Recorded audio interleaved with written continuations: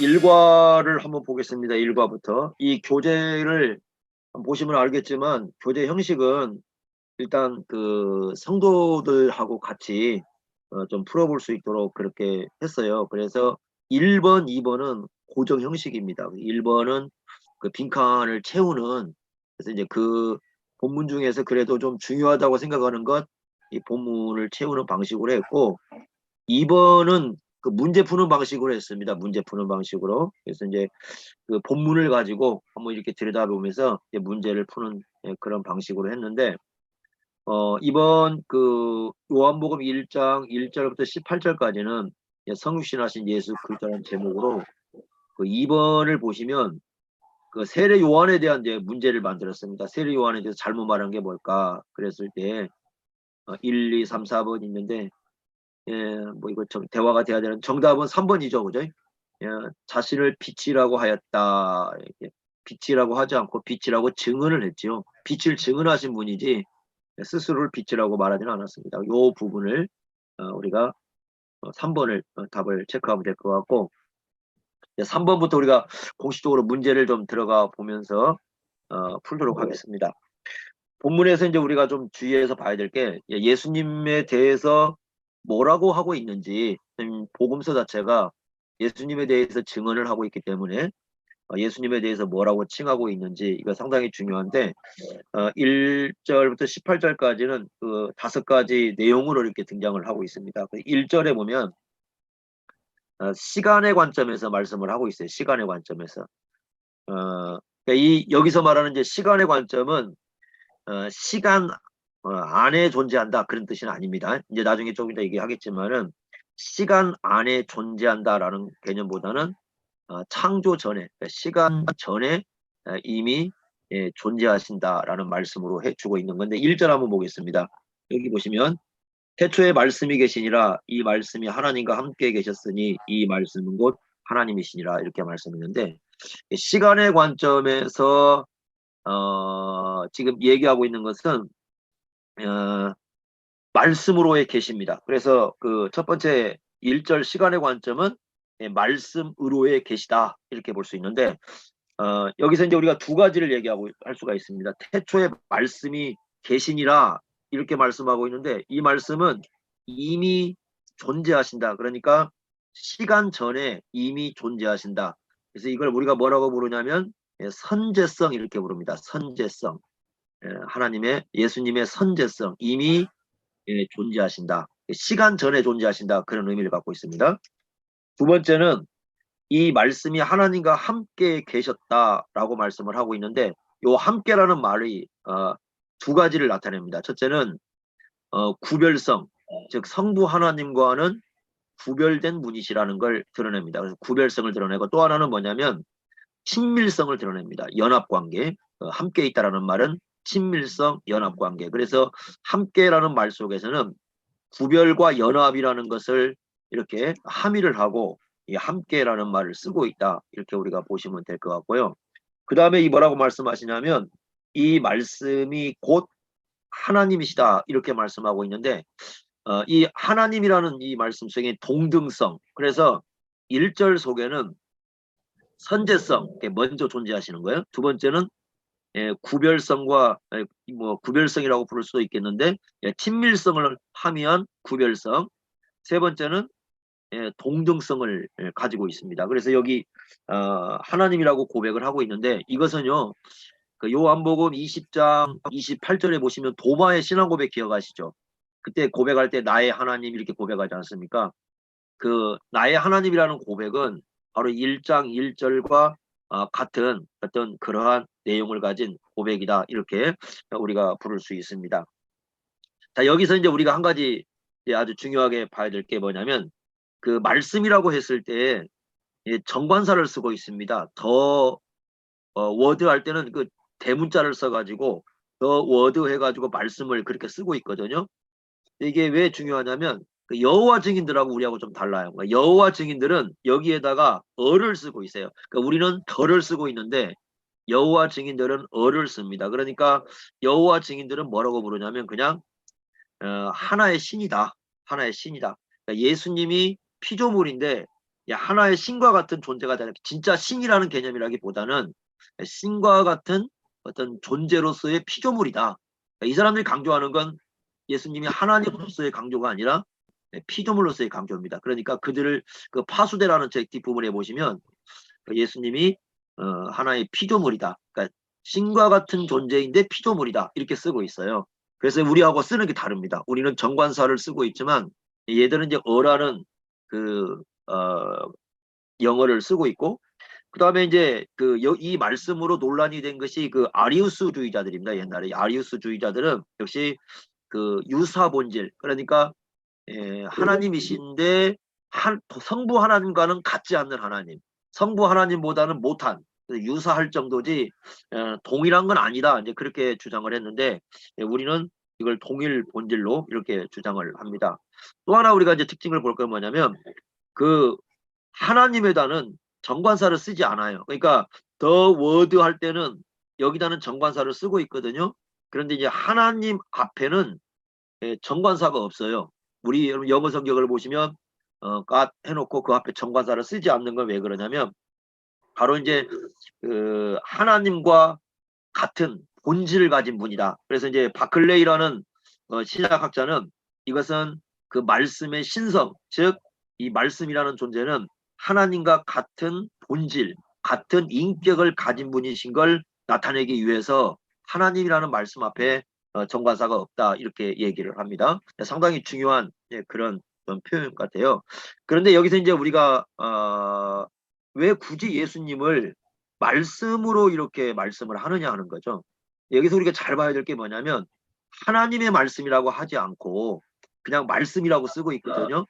요 차이가 중요합니다. 왜 그러냐면요, 그 성경을 해석할 때 많은 분들이 어떤 생각을 하고 있느냐면, 여기서 이제 예수님을 말씀이라고 했기 때문에 우리가 당연히 그 헬라어로는 그 로고스죠. 그 로고스라는 말을 쓰는데, 그 로고스라는 말은 원래 우주를 지배하는 것이 이성이라고 생각했고, 그 이성의 원리가 되는 게 로고스거든요. 그래서 이제 이 사람들은 어떤 그 우주를 지배하는 이성의 원리를 로고스다, 이렇게 얘기를 했는데, 그 여기서 말씀이 쓸 때 어떤 의미를 가지고 썼을까라는 것인데, 많은 그 분들이 창세기 1장 3절과 같은 걸로 이렇게 보고 있어요. 어떻게 보고 있냐면, 창세기 1장 3절 보시면 하나님이 이르시되라고 말씀했잖아요. 하나님이 이르시되 이렇게 말씀했는데, 그 이르시되라는 말씀하고 연관을 지으려고 좀 하는 경향성을 갖고 있습니다. 요거 좀 조심을 해야 돼요. 왜 그렇게 연관을 짓느냐면 시편 33편 6절 때문이에요. 시편 33편 6절에 보면 어떤 말씀이 나오냐면요, 이렇게 되어 있습니다. 33편 6절에 여호와의 말씀으로 하늘이 지음이 되었으며, 이렇게 되어 있거든요. 여호와의 말씀으로 하늘이 지음이 되었으며. 그런데 여기 말씀으로라는 말이 나오는데, 이 말씀이 그 70인역 성경에는 로고스로 번역을 해놨어요. 로고스로 이걸. 그래서 여기 그 여호와의 말씀으로 하늘이 지었다라고 할 때 그 70인역에서 로고스로 번역을 했기 때문에 요 말씀을 그대로 창세기 1장 3절로 가져가 가지고 하나님이 이르시되, 창세기 1장에 많이 나오잖아요. 이르시되 이르시되 그랬는데, 그 이르시되가 바로 예수 그리스도와 연관이 있다, 이렇게 보는 분들이 있어요. 그런데 이걸 조금 조심은 할 필요가 있을 것 같아요. 왜냐하면 그때의 하나님이 창세기 1장에 이르시되 그랬을 때 과연 그분을 예수님을 얘기하는가라고 좀 생각을 해야 될 것 같아요. 왜냐하면 그거라기보다는 오히려 하나님이 입으로 나오시는 그 말씀으로 이해하는 것이 훨씬 정할 것 같습니다. 그래서 그 우리 성경에 보면은 하나님의 말씀이라고 하지 않고 그냥 말씀이 계시니라 이렇게 돼 있고, 오히려 어디와 연관이 되냐면 잠언 8장과 연관이 있는 걸로 봅니다. 학자들은. 그 잠언 8장 한번 보십시오. 그 잠언 8장에 보시면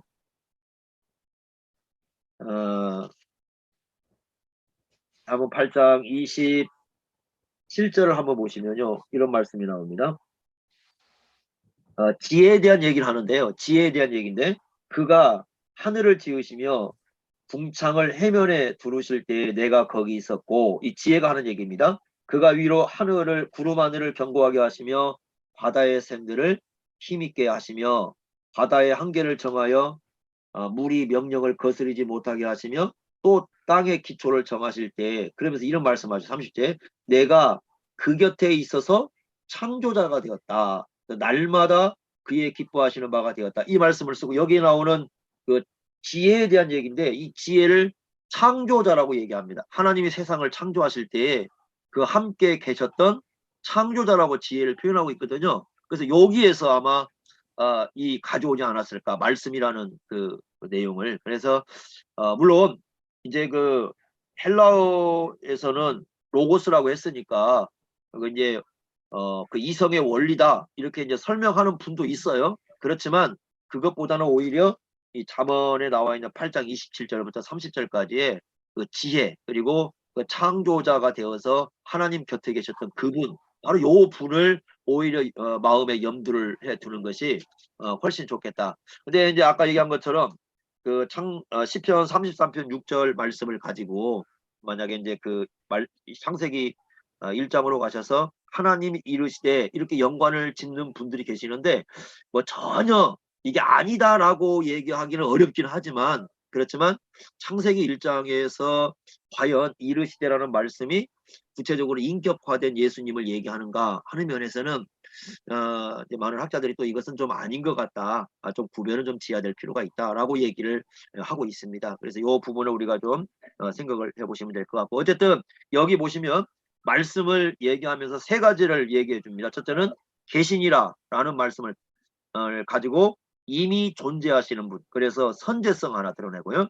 두 번째는 하나님과 함께 계시다라는 말씀을 통해서 구별성 내지 이제 친밀성이 거기에 담겨 있고 세 번째는 말씀이 하나님이시다라는 말씀을 통해서 동등성을 부여를 하고 있다. 그래서 선제하시고 구별되시고 동등하신 그분이 시간의 관점에서 얘기했을 때 시간 이전에 존재하신 분이다라는 것을 말씀해 주고 있는 것이 바로 1절에 나와 있는 그 말씀이다. 이렇게 볼 수가 있고요. 그 다음에 이제 3절에 가보시면 여기는 창조의 관점입니다. 3절 보시면 이렇게 말씀했습니다. 만물이 그로 말미암아 지은 바 되었으니 지은 것이 하나도 그가 없이는 된 것이 없다. 그러니까 이 말씀을 보면 창조주 관점이죠. 그래서 그가 없이는 된 것이 없다. 10절도 같은 말씀이에요. 1장 10절 보시면 그가 세상에 계셨으며 세상은 그로 말미암아 지은 바 되었다. 그러니까 세상이 그로 말미암아 지은 바 되었다. 이렇게 말씀을 하고 있습니다. 이 말씀은 이 그 예수님을 얘기할 때에 명백히 이제 창조주 하나님이심을 증언을 해주는 거죠.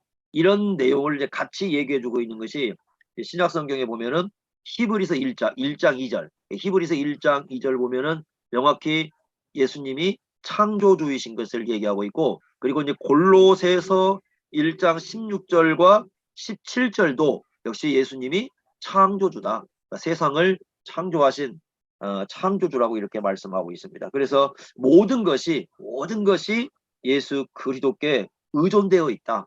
이런 걸 놓고 우리가 예수님을 만유의 주제 이렇게 부르죠. 우리 찬송 부를 때 만유의 주제라는 말이 나오는데 만유의 주제라고 볼 수가 있습니다. 예수님께서는 우주 만물이 존재하기 전에 이미 존재하신 분이시다라고 말씀했는데 자 학자들은 그러면 왜 여기에서 굳이 예수님이 이렇게 창조주의심을 강조를 하고 물질이 예수님에 의해서 창조가 되었다라는 것을 강조하고 있는가?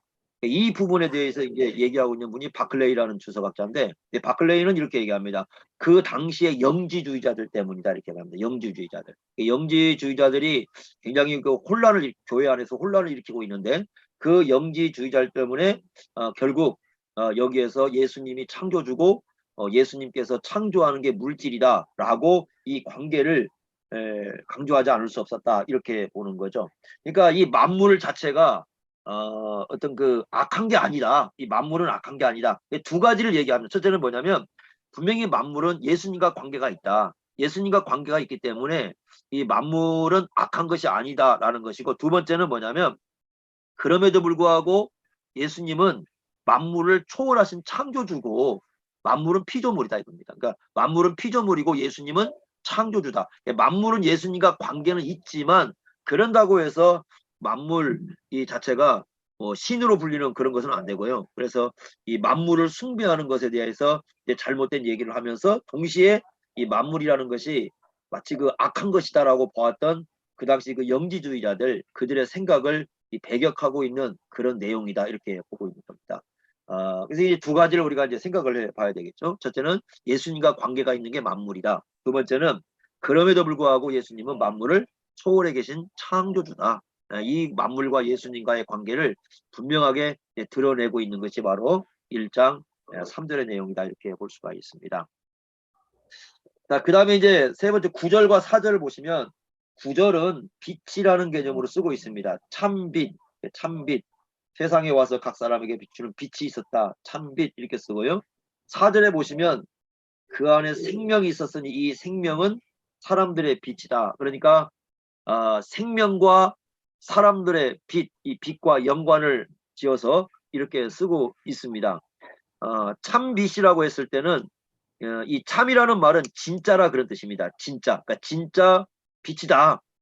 세상에 와서 각 사람에게 비추었는데 진짜 빛이다. 이렇게 말씀을 하고 있는데 재밌게도 여기 그 쓰이고 있는 세상이 나옵니다. 세상에 와서 그 비쳤다라고 얘기했을 때에 이 구절에 나오는 세상은 질서 있는 우주를 얘기하는 게 아니고요. 지금 여기서 쓰고 있는 건 타락하고 어두운 세상을 얘기하고 있는 겁니다. 그래서 타락하고 어두운 세상을 얘기하면서 이 타락하고 어두운 세상 속에서 진짜 참된 빛은 예수님이다 이렇게 말씀을 하고 있는데 여기서 이제 요한복음에 쓰이고 있는 아주 중요한 두 가지 용어가 등장을 하고 있죠. 첫째는 생명이라는 말이고 둘째는 이 빛이라는 말입니다. 생명이라는 말은 헬라어로 이제 조에 이렇게 부릅니다. 조에. 원문은 이제 조에 이렇게 부르는데 이 조에라는 말은 요한복음에서 굉장히 중요한 표현이죠. 왜냐하면 이것은 요한복음 전체를 보면은 일시적인 생명이 아니라 영원한 생명을 의미하는 거고 그 영원한 생명일 뿐만 아니라 신적인 생명인 걸 의미해요. 그래서 한마디로 말하면 이 요한복음에 계시되고 있는 생명은 신적인 영원한 생명이라는 그런 의미를 갖습니다. 요한복음 20장 31절 우리가 요한복음 기록 목적에 생명을 얻는 것 우리가 지난번에 봤죠. 그죠? 생명을 얻기 위해서 요한복음을 썼다. 그렇게 말씀하시고요. 요한복음 10장 10절에 보면 예수님께서 오신 목적을 말씀해 주시는데 그 오신 목적이 생명을 주기 위한 것이다. 그래서 생명을 줄 뿐만 아니라 그 생명으로 하여금 풍요롭게 하는데 예수님이 오신 목적이 있다. 그렇게 말씀을 하고 있습니다. 또 요한복음 14장 6절은 우리가 잘 알듯이 예수님이 길이요 진리요 생명이다. 예수님과 함께하는 삶 속에 이 생명이 있다라고 이렇게 말씀을 합니다. 이 생명이라는 말은 학자들은 뭐와 연관을 시키냐면 구약에서 하나님을 얘기할 때 살아계신 하나님 이렇게 얘기하죠. 살아계신 하나님. 그랬을 때 그 살아계신이라는 말은 생명을 갖고 있다는 말이거든요. 그러니까 생명의 근원이 되시고 생명의 원천이 되신 분이 하나님이신데 살아계신 그 하나님과 이 연관을 시켜요. 그래서 구약에서 살아계신이라는 그 의미는 바로 이제 신약에 와가지고 이 생명과 같은 의미가 되어서 하나님의 어떤 생명에 참여하는 것을 그 영원한 생명이다, 영생이다 이렇게 이제 부르고 있다는 것입니다. 바로 이 부분이 굉장히 중요하죠. 그래서 우리가 말씀한 것처럼 이 그 안에 생명이 있었다. 그러니까 구약에서 만약에 살아계신이 그냥 학자들이 얘기한 것처럼 살아계신이 생명과 연관되어 있다고 한다면 결국 생명이라는 말 자체 속에 예수님의 신성을 부여하고 있다. 이렇게 우리가 이해할 수가 있습니다. 예수님의 그 생명이라는 말 속에. 그리고 이분이야말로 다 우리의 누구냐면 빛이다. 이 빛이라는 말을 쓰고 있는데 빛도 상당히 많이 쓰이고 있어요. 이미 우리가 8장 12절 요한복음 8장 12절과 9장 5절 이 두 군데를 보아도 우리가 잘 알고 있는 말이죠. 이게 9장 5절도 마찬가지지만 예수님이 자기를 누구라고 부르냐면 내가 세상의 빛이다 이렇게 부르거든요. 내가 세상의 빛이다 이렇게 말씀하고 있고 1장 9절에 그 이 빛이 어디에 비치냐면 어둠에 비치는 걸로 말씀을 합니다. 그 어둠으로 이렇게 말씀을 하면서 어둠에 비치는 것으로 이렇게 말씀했는데 마치 그 창세기 1장 3절에 보시면 그 빛이 있으라고 말씀하신 그 하나님을 그 연상을 시켜요. 그래서 이 빛이 있으라 이렇게 말씀하신 그 하나님을 연상을 시키면서 영원한 빛이 시간 속으로 들어왔다 이렇게 말씀을 하고 있는데 여기서 이제 빛과 하에서 중요한 게 하나가 뭐냐면 이제 여기서 요한복음에서는 그 진리와 연관이 되어 있어요. 그래서 이 3장 21절을 좀 주목해서 봐야 됩니다. 3장 21절 한번 보십시오. 거기 이 빛의 의미가 조금 이제 드러나면서 설명하는 건데요. 이렇게 말씀을 하고 있습니다. 먼저 20절을 먼저 보시면요. 20절에 악을 행하는 자마다 빛을 미워하여 빛으로 오지 않는다. 이는 그 행위가 드러날까 합니다. 이렇게 해서 보시면 빛과 악을 연관을 시키죠. 악을 연관을 시키고 있습니다. 21절 진리를 따르는 자는 어디로 오냐면 빛으로 온다는 거예요. 그리고 이는 그 행위가 하나님 안에서 행한 것임을 나타내기 위함이다. 이렇게 말씀을 하고 있습니다. 그러니까 예수님이 빛이라는 것은 결국 이 말씀을 우리가 연상해 본다면 그 이 악과 죄악과 이 다른 관계 속에 얘기할 수 있고 그 다음에 진리를 얘기함으로써 진리를 계시한다는 그런 의미를 갖습니다. 그러니까 이 하나님의 진리를 하나님의 참된 말씀을 이 드러내는 의미에서 빛이라는 의미를 쓰고 있다는 거죠. 그것이 바로 이 어둠이라는 걸 폭로시키는 겁니다. 세상이 어둠이라는 걸 폭로시키고 그렇게 해서 하나님의 그 진리의 세계를 올바로 볼 수 있도록 이끌어주는 것이 바로 뭐냐면 빛의 개념이라는 거죠.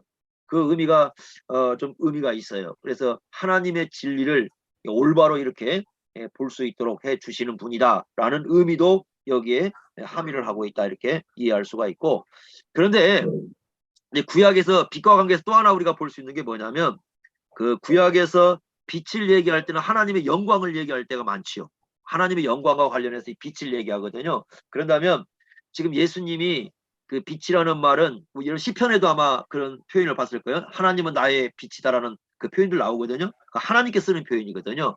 구약에서 주로 이제 빛이라는 개념이 하나님에 대해 쓰고 있고 하나님의 영광에 대해 쓰고 있다고 한다면 역시 빛이라는 말 속에 예수님 자신이 하나님이라는 그 함의가 이 속에 담겨 있다. 그래서 이 빛이라는 걸 가지고 크게 이제 요한복음에서는 우리가 정리해 보자면 두 가지라는 거죠. 첫째는 그 영광, 즉 하나님과 동등한 영광을 가지신 그런 분임을 첫째로 드러내는 거고 두 번째는 바로 뭐냐면 하나님의 진리를 나타내 주어서 그 영적인 어둠 속에 처해 있는 그 백성들에게 진리의 세계가 뭔가를 가르쳐주는 그런 의미를 가지고 있다 이렇게 볼 수가 있습니다. 그래서 우리 예수님을 여기서 얘기할 때 이제 빛의 개념으로 이렇게 얘기를 하고 그 빛을 받을 때에 바로 그 하나님 나라의 생명을 갖게 되는 그런 사람이 되는 걸로 말씀을 해주고 있습니다. 9절과 4절은 이렇게 빛으로 말씀하고 있고 그 다음에 이제 14절 가보시면 유명한 표현 하나 나오죠. 우리가 지난번에 조금 언급을 했었는데 독생자라는 표현이 나옵니다. 독생자. 14절이죠. 14절에 독생자. 독생자는요. 요한복음에 총 4번 나옵니다. 여기 한 번 나오고요. 요한복음 3장 16절에 나옵니다. 하나님이 독생자를 보내셨다. 이렇게 나오거든요.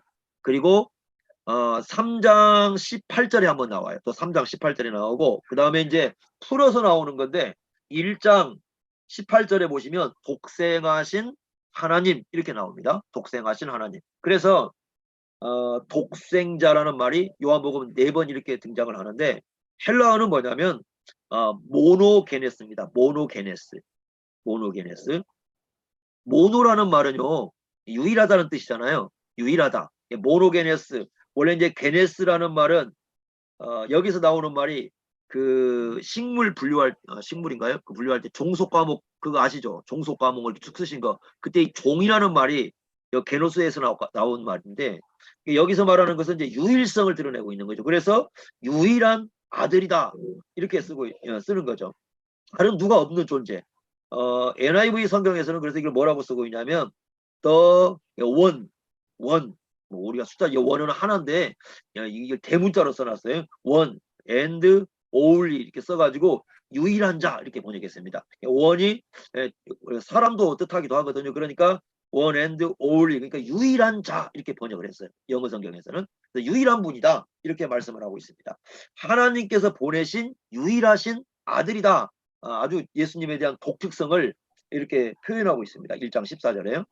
근데 유일하다는 말은요. 또 한 가지 의미가 뭐냐면 특별하다는 의미도 갖고 있어요. 그래서 특별한 아들이다. 하나님과의 관계에서 특별한 아들이다. 왜 이 말씀을 썼을까라는 건데 1장 12절과 비교를 하셔야 됩니다. 1장 12절에 무슨 말씀을 했습니까?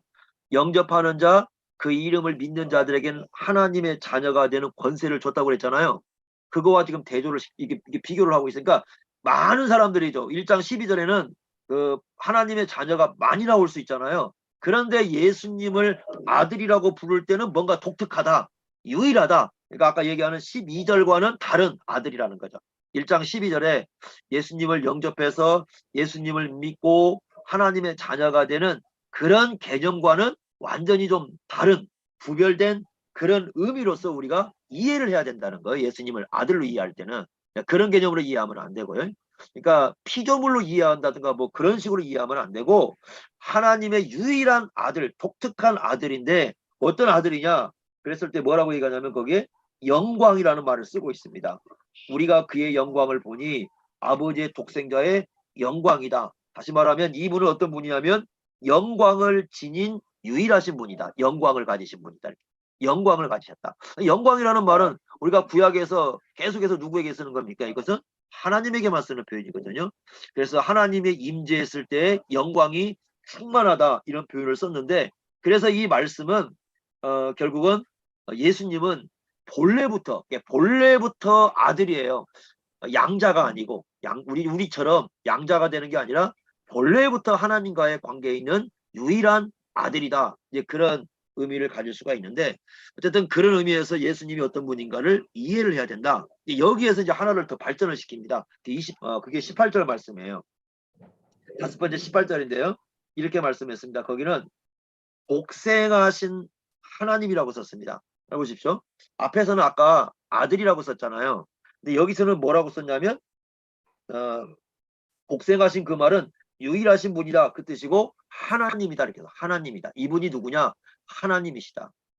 어떤 사본에는 이걸 아들로 쓰는 경우도 있어요. 아들로 그래서 복생하신 아들 이렇게 쓰는 경우도 있지만 정통적인 모든 사본에는 하나님으로 쓰고 있습니다. 그러니까 앞에서 1장 14절에서는 이분은 유일하신 하나님의 아들이다 라고 하면서 18절에는 뭐라고 쓰고 있냐면 유일하신 하나님이다 이렇게 유일성을 부여하면서 하나님이다 이렇게 쓰고 있습니다. 그러니까 1장 1절부터 18절까지 벌써 예수님이 어떤 분인가에 대해서 아주 중요하게 강조를 하고 있다 이렇게 볼 수가 있는데 더군다나 뭐라고 쓰고 있냐면 1장 18절에 보시면 아버지 품속에 있는 그런 표현을 쓰고 있습니다. 품속에 있는 존재하는 그런 의미인데 이 품이라는 말은 이제 가슴이라는 말도 의미가 되는데 원래 이 가슴이라는 말은 그 친밀한 연합 관계를 표현할 때 쓰는 표현입니다. 그러니까 품속에 있다 그 말은 아주 친밀하게 연합 관계에 있다. 여기에 대해서 하나 더 나오는 데가 있죠. 요한복음에서 어디 나오냐면 요한복음 그 13장 23절에 보시면 13장 23절에 제자 중 하나가 예수님 품에 의지했다는 말이 나와요. 그 품에 이렇게 기댄 장면이 나옵니다. 그죠? 예수님 품에 이렇게 기댄 장면이 나오는데 그때 이제 품이라는 말이 쓰고 있는데 그 품에 이렇게 기대어 있다, 품 속에 있다라는 말은 아주 친밀한 관계 그리고 아주 친밀한 연합 관계에 있다 이런 의미인데 이 예수님은 세상에 오시기 전에 성부와 아주 친밀한 이 관계를 맺었던 그런 분이시다. 그래서 그런 분으로서 하나님이셨다 이렇게 말씀을 하고 있습니다. 그러니까 결국 우리가 이렇게 이해할 수가 있겠죠. 아들이라는 표현, 아들이라는 표현은 뭐와 동일한 표현이냐면 하나님이라는 것과 동일한 같은 내용이라는 거죠. 이게 따로 되는 거 이게 이해하면 안 되고 하나라는 건 우리가 이제 쉽게 이해하면 이런 걸로 쓸 수 있는 게 소와 송아지를 비유할 수 있는데 그 송아지라고 부르지만 그러니까 송아지는 이 새끼잖아요. 그런데 송아지도 결국 뭡니까? 소이죠. 소와 동일한 동물이죠, 이게. 그렇지 않습니까? 소와 송아지지만 동일해요. 나중에 이 소는 송아지는 소로 이제 불리니까. 그러니까 아들이라는 개념은 그래서 어떤 의미가 강하냐면 동일하다. 동일 개념이에요. 이분은 하나님과 동일하신 분이다. 근데 뭔가를 구별을 짓고 있죠. 그래서 이제 아들이라는 그런 표현을 쓰고 있는데 이런 부분으로서 우리가 독생자 이렇게 이해를 해야 됩니다. 요한복음 1장 1절부터 18절까지 예수님에 대해서 5가지를 이렇게 이제 강조하면서 시작을 하는데 첫째는 1절에 말씀이다. 두 번째 3절에는 창조주이시다. 9절과 4절에는 빛이다. 그래서 이 빛은 생명을 갖춘 빛이다. 생명을 주는 빛이다. 그리고 14절에는 독생자, 그러니까 유일하신 아들이다. 그리고 18절에는 독생하신 하나님, 유일하신 하나님이다. 이렇게 쓰고 있습니다. 그러니까 이것이 이제 요한복음에서 예수님에 대해서 드러내려고 하는 아주 중요한 내용이다. 이렇게 처음부터 좀 여러 개 요한복음은 나가고 있습니다. 자, 그럼 4번 문제 한번 풀어볼까요? 태초에 1장 1절에 보면 태초에가 나오고 있는데 이 태초에는 언제일까 하는 겁니다. 그리고 2절에도 그가 태초에 이렇게 나오고 있습니다. 자, 태초에 하면 우리가 기억나는 게 있죠. 하나가 뭐냐면 창세기 1장 1절입니다. 창세기 1장 1절에 보면 태초에 하나님이 천지를 창조하시니라 이렇게 말씀을 했습니다. 자, 그래서 많은 분들이 그 창세기 1장 1절의 태초에와 요한복음에 나와 있는 1장 1절에는 태초를 연관을 시켜요. 연관성이 있는 건 맞습니다. 분명히 연관은 있겠어요. 그렇지만 분명한 건 뭐냐면 연관은 있는데 의미는 달라요. 그걸 보셔야 됩니다. 연관성은 있지만 의미는 다르다. 어떤 의미가 다르냐? 창세기 1장 1절에서 말씀하고 있는 태초에는 시간의 시작점을 얘기하는 겁니다. 그러니까 창조의 시작을 얘기해가지고 이제 시간이 시작되었다는 의미에서 태초라는 말을 쓰고 있어요.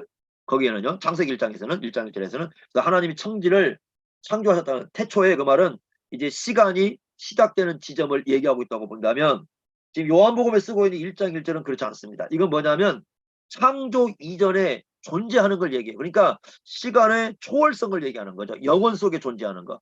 창조 이전에 시간의 시작 이전에 존재하는 것. 그런데 창세기 1장 1절은 시간이 시작되면서 존재하는 걸 얘기합니다. 시간이 시작되면서 함께 존재하는 걸 얘기하고 이 요한복음에서는 시간 태초라는 그 시간 이전에 이미 존재하시는 선제에 대한 얘기를 하고 있습니다. 그러니까 여러분들이 이걸 주석을 보실 때 보시면 되게 이거 그냥 간단하게 넘어가는 경우가 많아요. 요거 창세기 1장 1절에 태초에서 가져왔다 이렇게 쓰고 넘어가는 경우가 많거든요. 그런데 그 우리가 이거 분명히 알아야 될 게 뭐야? 의미가 달라요.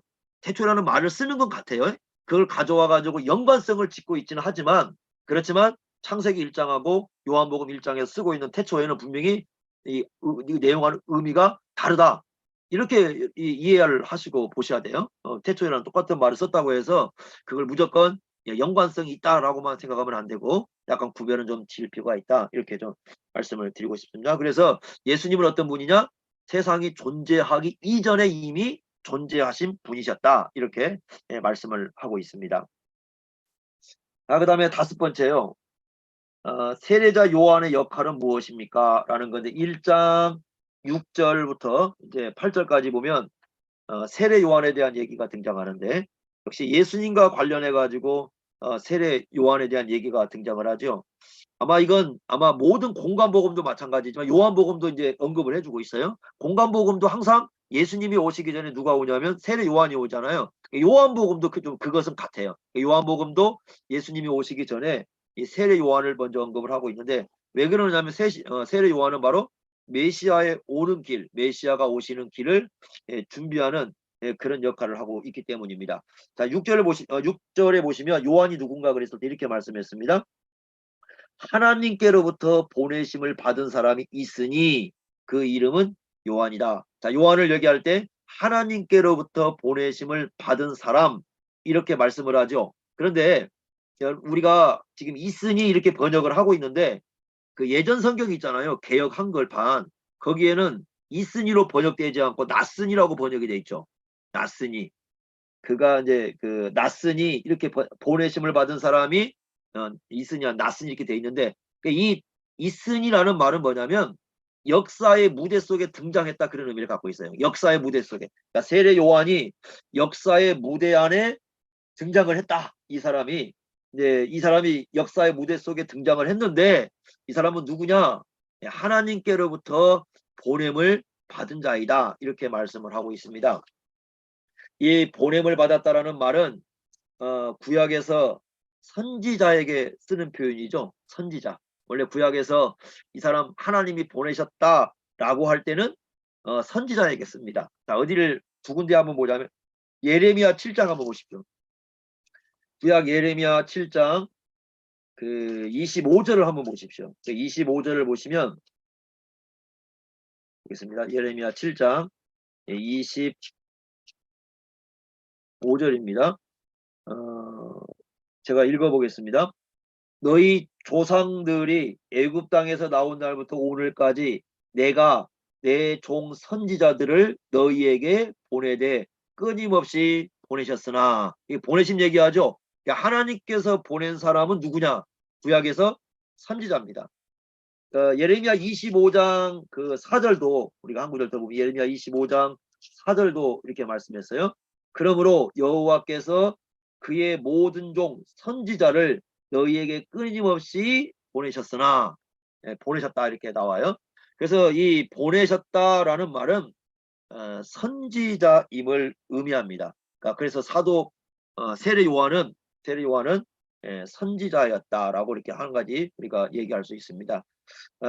마태복음 21장 26절에 보시면요, 유대인들이 뭐라고 얘기하냐면 세례 요한 선지자 아닌가? 그런데 많은 사람들이 어떻게 생각하냐면 세례 요한 선지자다 이런 의식을 갖고 있었어요. 선지자다. 그래서 하나님으로부터 보냄받은 선지자다라고 이렇게 말씀을 하고 있는데, 마치 뭐 가교 역할을 해야 된다고 볼까요? 예. 구약의 그 끝을 얘기하면서 예수님과 연결시키는 다리 역할을 해주는 사람이 바로 세례 요한이다 이렇게 볼 수가 있습니다. 첫 번째로 이렇게 말씀하고 있고, 그 다음에 7절을 보시면 두 번째로 뭐라고 얘기하고 있냐면 그가 증언하러 왔다. 증언하러 왔다고 얘기합니다. 뭐에 대한 증언이냐면 빛에 대해서 증언하러 왔다 이렇게 말씀을 해요. 그러니까 빛을 증언해서 빛을 믿게 하는 존재, 믿도록 하는, 여기 빛은 앞에서 얘기한 것처럼 참빛인 예수님이시죠. 예수님을 소개하는, 그래서 예수님을 증언하러 온 그런 사람이다 라고 이렇게 여기에 소개를 해주고 있습니다. 그래서 첫째로는 선지자다. 선지자인데 어떤 선지자냐? 바로 예수님을 가까이에서 예수님을 믿게 하려고 하는, 예수님을 믿도록 하는, 빛에 대해서 증언하는 그런 선지자다 이렇게 말씀을 하고요. 8절 보시면요, 이렇게 말씀했습니다. 그는 이 빛이 아니라, 또 다시 강조하고 있습니다. 이 빛이 아니다.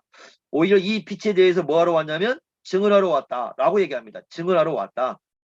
빛에 대한 증언을 하러 온 사람이다. 빛이 아니라다 이렇게 말씀을 하고 있어요. 그러면 그 15절에 보시면 뭐라고 증언을 했냐면 15절에 증언이 나오는데 예수님을 나보다 먼저 계신 분이다 이렇게 말씀을 하고, 나보다 먼저 계신다. 그러니까 원래는 그 세례 요한은 예수님하고 세례 요한의 관계에서 예수님은 두 가지 면에서 뒤에 오신 분이죠. 첫째는 세례 요한과 예수님의 탄생 관계에서 세례 요한은 예수님보다 6개월 전에 먼저 태어났습니다. 그 면에서 예수님은 뒤에 오셨죠. 두 번째는 사역면에서 세례 요한이 먼저 등장하고 예수님이 뒤에 등장을 합니다. 그러죠? 역사의 무대 속에. 그러니까 태어난 면에서, 출생 면에서 세례 요한이 먼저 왔고요. 두 번째 사역 면에서 세례 요한이 먼저 왔는데 어떤 면에서 그러면 예수님이 먼저냐? 존재 면에서, 존재하시는 거에서. 그러니까 예수님은 먼저 존재하시는 거죠. 어차피 세상이 뭐 존재하기 전에 이미 존재했으니까 그 먼저 존재하신 분이다. 그러니까 존재적인 면에서는 예수님이 먼저 계신 거고, 출생면과 사역면에서는 세례 요한 뒤에 계시는 분이죠. 그래서 이 증언을 하면서 15절에 보시면 내 뒤에 오시는 분이 계시는데 그분이 바로 내 앞에 존재했던 분이다 이렇게 얘기를 합니다. 자, 이제 이런 면이죠. 그러면 여기서 이제 우리가 한 가지 궁금증을 좀 가져야 될 필요성이 있는데, 왜 자꾸 요한이 빛이 아니라고 얘기를 하는가 하는 거죠.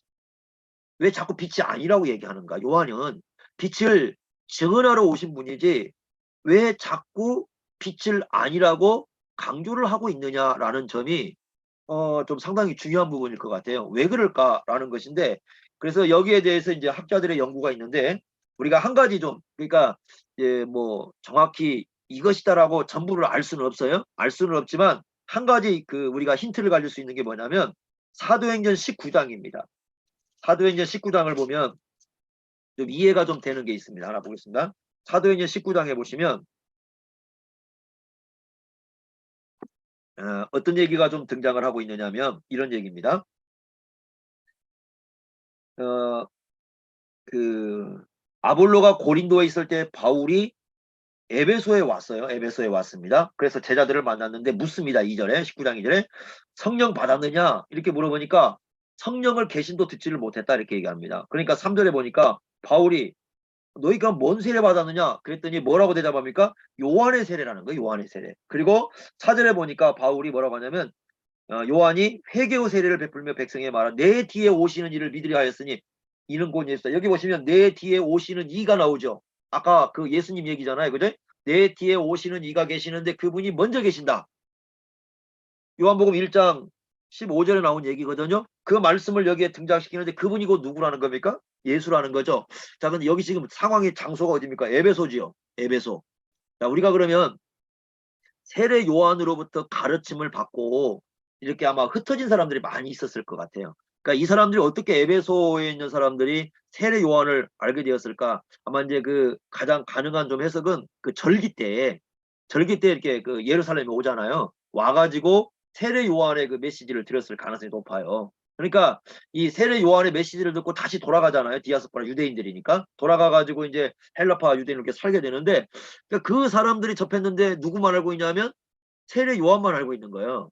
그러니까 이제 바울이 복음을 전하러 가는 곳곳마다 이런 현상이 나오지 않겠어요? 갔을 때 봤을 때 이런 현상들이 나왔고 그리고 그 당시에 아마 세례 요한의 영향력이 굉장히 컸던 것 같아요. 이런 부분을 보면은 상당히 세례 요한이 그 영향력이 컸는데 이 세례 요한의 영향력을 받은 사람은 아직도 끝까지 누구에게 오지 않고 있냐면 예수님께 오지 않고 있는 거죠. 지금 상황이. 그러니까 이런 말씀들을 통해서 그 세례 요한을 따르고 있는 사람들에게 야 세례 요한은 빛이 아니다. 빛이 아니고 빛을 증언하는 사람이다. 오히려 세례 요한은. 그러니까 너희들이 정말 가야 할 곳은 그 빛이 세례 요한이 증언했던 바로 그 빛으로 가야 된다. 그분이 누구냐? 예수님이다. 이런 걸 이제 강조하기 위해서 계속해서 세례 요한은 빛이 아니라 이런 얘기를 하고 있다는 겁니다. 이게 이제 중요한 해석인데 이 해석이 어느 정도 가능성이 있어요. 가능성이 있습니다. 그래서 이런 부분들을 우리가 이 말씀에서 좀 체크할 수 있고 자 이제 어차피 여기에서 이제 한 가지 봐야 될 게 뭐냐면 이제 등장을 했으니까 우리가 보겠는데요. 이 예수님에 대한 증언이 있지 않습니까? 이 증언이라는 말씀이 요한복음에 보면 많이 나와요. 여러 번 나오는데 요한복음에 보면은 예수님에 대한 8가지 증언이 나와요. 이것은 이제 많은 사람들이 주목을 잘 안 하는 부분인데 그런데 이거 상당히 중요합니다. 왜냐하면 예수님에 대해서 증언하는 8이 나오는데 그 중에 이제 하나가 바로 뭐냐면 세례 요한의 증언이에요. 첫 번째가 세례 요한이라고 우리가 이걸 체크해 놓고요. 그러면 누가 또 증언하느냐? 아버지께서 증언합니다. 성부 하나님께서 증언하신다고 나옵니다. 어디 나오냐면 5장 37절 한번 보십시오. 요한복음 5장 37절을 보시면 이렇게 말씀했습니다. 또한 나를 보내신 아버지께서 친히 나를 위하여 증언하셨다. 아버지가 증언해 주신다고 나와요. 그리고 요한복음 8장 18절에도 같은 말씀이 나옵니다. 8장 18절 보시면 내가 나를 위하여 증언하는 자가 되고 나를 보내신 아버지도 나를 위하여 증언하셨다. 그래서 요한복음에서 두 번째 증언은 성부 하나님의 증언이에요. 첫 번째는 세례 요한의 증언이고 두 번째는 성부 하나님의 증언이고요. 세 번째 증언은 뭐냐면 예수님 자기 자신의 증언입니다. 예수님 자신의 증언. 그러니까 예수님이 말씀하는 거나 예수님의 어떤 인격이나 예수님이 행하신 모든 일들이 예수님을 자신이 누군가를 드러내고 있다는 거예요. 두 군데 성경 구절을 보겠는데 하나는 요한복음 8장 14절입니다. 14절 이렇게 보십시오.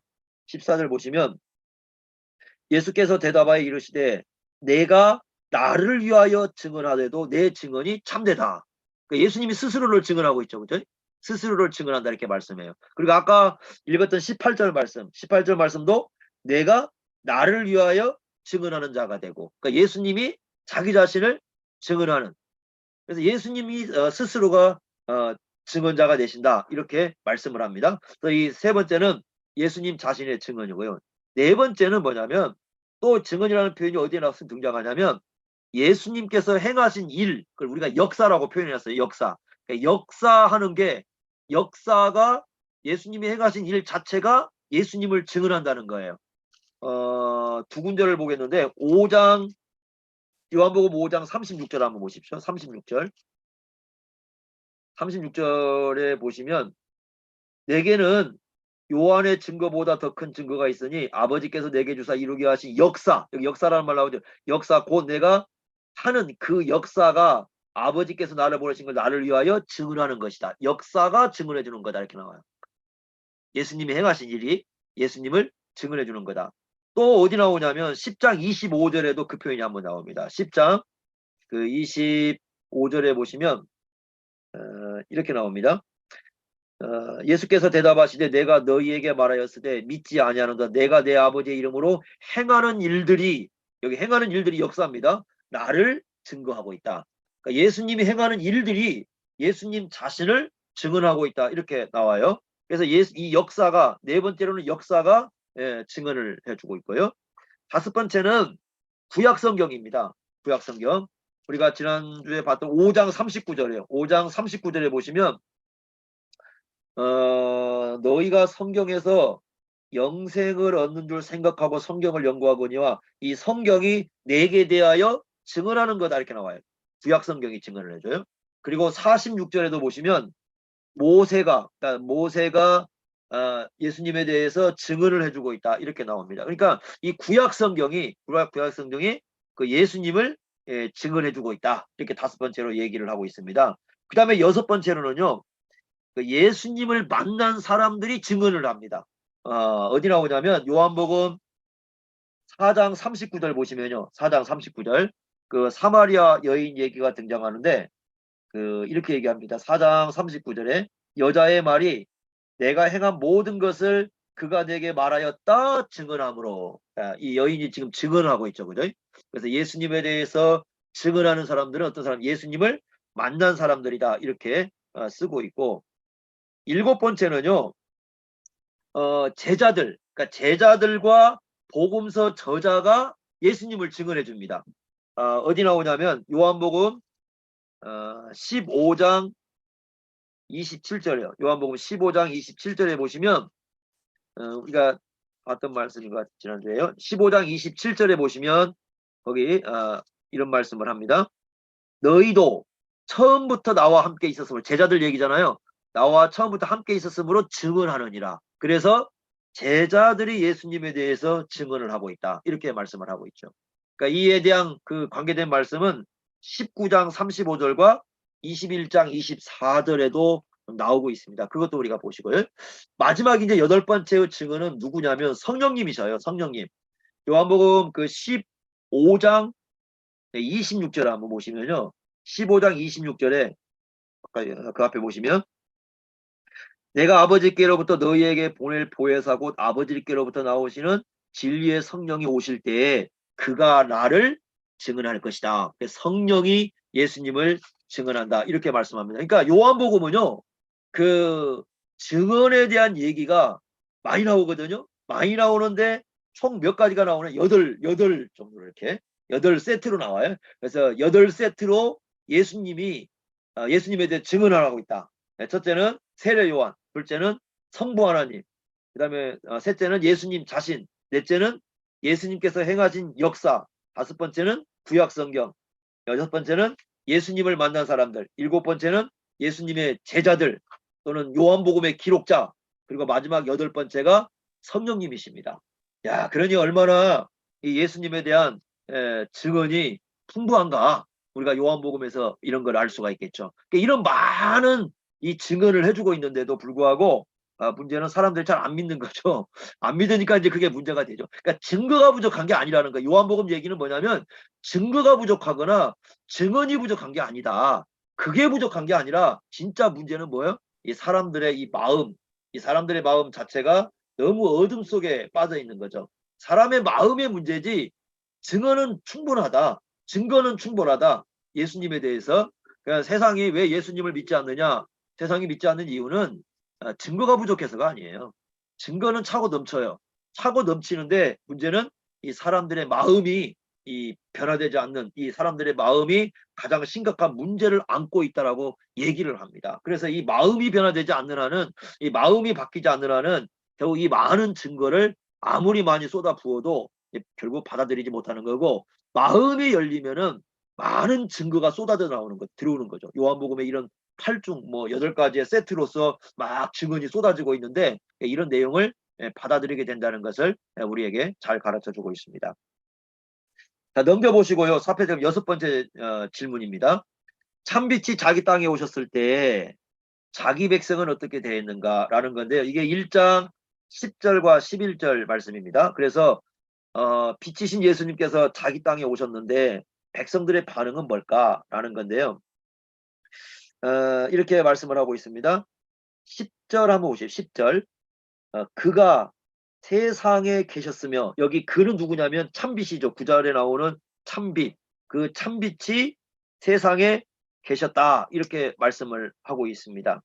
자, 여기에 대해서는요, 두 가지 해석이 있습니다. 첫째는 어떤 해석이냐면, 잘 보십시오. 그가 세상에 계셨다라는 말이 어떤 의미일까를 한번 생각해 보시면, 첫 번째 해석은 뭐냐면 예수님의 성육신을 얘기하는 거다 이렇게 보는 거죠. 성육신. 그러니까 성육신인데 세상에 계셨다라는 것은 이 회상을 하는 거잖아요. 회상. 돌아보는 거잖아요. 그래서 요한이 회상을 하면서 이렇게 돌이켜 보면서 그분이 참비신 예수님이 세상에 성육신 하셨다. 왔는데 사람들은 그분을 인정하지 않았다. 이렇게 보는 거예요. 예수님을 만난 사람들이 예수님을 인정하지 않았다. 이렇게 보는 거고, 두 번째는 뭐라고 하냐면 그게 아니라는 거예요. 그것보다는 어떤 해석이냐면 세상에 계셨다라는 이 말씀은 그 태초가 이제 1절에 언급이 되니까 시간이 시작되고, 그러니까 시간이 시작되면서 뭐 세상도 어차피 시작이 되니까요. 시간이 시작되고 세상이 시작되면서 계속해서 예수님께서 활동해 오셨다. 이 세상 속에서. 왜 이렇게 볼 수 있냐면 그 10절에 보시면 그 성육신 이전에 이 말씀을 좀 하고 있는 거거든요. 그러니까 이 성육신 이전에 이 말씀을 하고 있는 거라, 그래서 시간이 시작되고 난 다음부터는 이 세상에 예수님께서 계속해서 활동해 오고 있었지만은 어떤 분으로서냐면 세상의 창조주로서, 그러니까 세상의 창조주로서 활동을 하고 계셨지만은 사람들은 그분을 알지 못했다 이렇게 보는 거죠. 두 가지예요. 그래서 하나는 성육신 개념으로 보는 겁니다.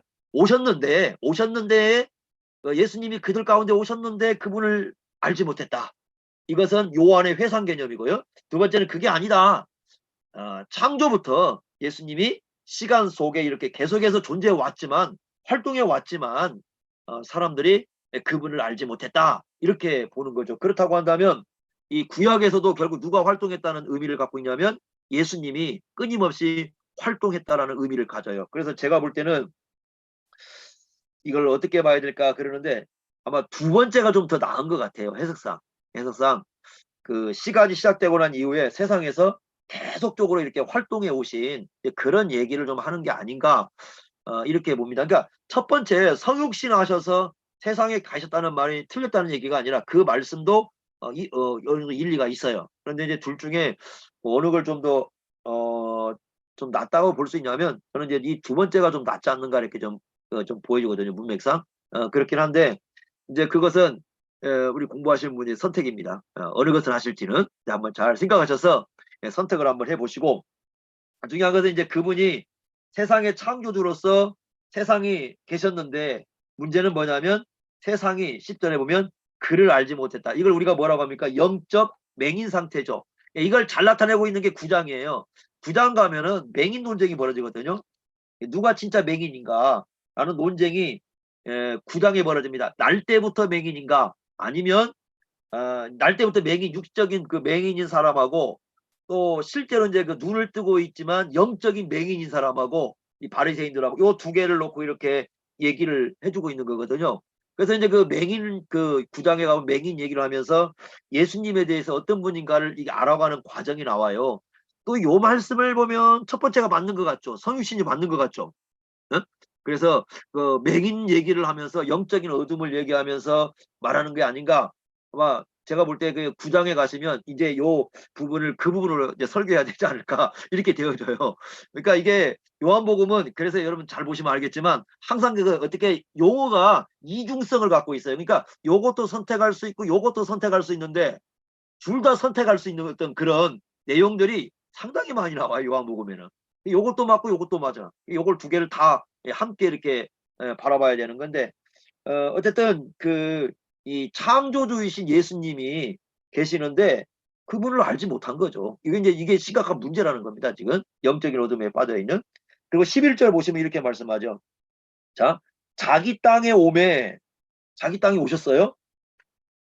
그렇지만 자기 백성이 영접하지 않았다 이렇게 말씀합니다. 여기 땅이라고 번역되어 있는데 그 원문을 보시면 굳이 땅 이렇게 라는 의미라기보다는 그 소유권을 의미하는 거죠. 그 소유한 물건, 소유한 물건이다. 이제 그런 의미도 갖고 있습니다. 그러니까 자신이 이 소유하고 있는 물건 이걸 이렇게 의미하기도 하는데 어쨌든 그 하나님의 소유예요. 하나님이 소유하신 그곳에 오셨는데 알지 못했다 이렇게 얘기를 합니다. 그래 이 소유라는 말은 우리가 이제 구약과 연관이 있죠. 구약에 보시면 이스라엘 백성을 얘기할 때 자기 소유된 백성이라는 표현을 쓰고 있죠. 그거 또 연관이 좀 있어요. 그래서 이 자기 땅이라는 말을 쓰고 있는데 물론 요 땅이 어떤 의미를 가질까라는 것에 대한 얘기가 또 이제 이게 학자사의 논쟁이 되고는 있지만은 1차적인 개념은요. 분명히 1차적인 개념은 그 이스라엘 땅이라고 봐야 돼요. 왜 그러냐면은 구약에서 주로 이제 그 하나님께서 내 땅 이렇게 부르는 거 있지 않습니까? 그건 전부 다 이스라엘 땅을 얘기합니다. 예를 든다면 그 레위기 25장 23절 기억하시죠? 가나안 땅을 뭐라고 합니까? 이게 땅은 내 것이다. 내 것이다 이렇게 그 레위기 25장에 강조하고 있거든요. 레위기 25장 23절에 또 예레미야 두 군데 2장 7절하고 예레미야 2장 7절하고 16장 8절에 보시면 가나안 땅을 머리끄는 뭐냐면 내 땅이다 내 땅이다 이렇게 불러요. 하나님의 땅이다 이렇게 부르고 있어요. 그래서 여기 자기 땅이라고 부른 것은 그래서 1차적으로 아마 그 예수님이 오셨던 그 유대인들이 살았던 그 지역으로 이렇게 우리가 볼 수가 있고 그렇다고 한다면 자기 백성도 마찬가지죠. 자기 백성이라고 사실 불릴 수 있는 사람들은 그 이스라엘 백성들이죠. 그러니까 이 사람들이 영접하지 않았다. 예수님을 영접하지 않았다. 이렇게 얘기합니다. 영접하다는 말은 우리가 환영했다라는 말로 이해할 수 있는데 환영하지 않고 오히려 예수님을 외면했다. 이렇게 말씀을 하죠. 이게 바로 어디냐면 이사야 그 53장 1절부터 3절까지 예언의 말씀의 성취죠. 아무도 그분을 귀하게 여기지 않았다라는 말씀의 성취입니다. 그래서 이사야 53장 1절부터 3절까지 예언의 말씀대로 메시아가 자기 땅에 왔고 자기 백성들 가운데 왔지만 아무도 그분을 귀하게 여기지 않았고 그분을 환영하거나 그분을 영접하지 않았다. 이렇게 말씀을 하고 있습니다. 그러면 우리가 요한복음에서 이제 어떤 얘기가 전개될 것인가를 알 수 있느냐면 계속해서 예수님에 대해서 두 가지 문제. 하나는 뭐냐면 예수님을 모르는 문제. 맹인 상태. 요한복음은 그래서 이제 이게 가보면 알겠지만 2장 계속 등장하는 게 뭐냐면 예수님 잘 몰라요 사람들이. 그러니까 예수님이 설명을 해주면 이상하게 이해를 해. 다 이해를 못해. 예를 들어 요한복음 3장 있잖아요.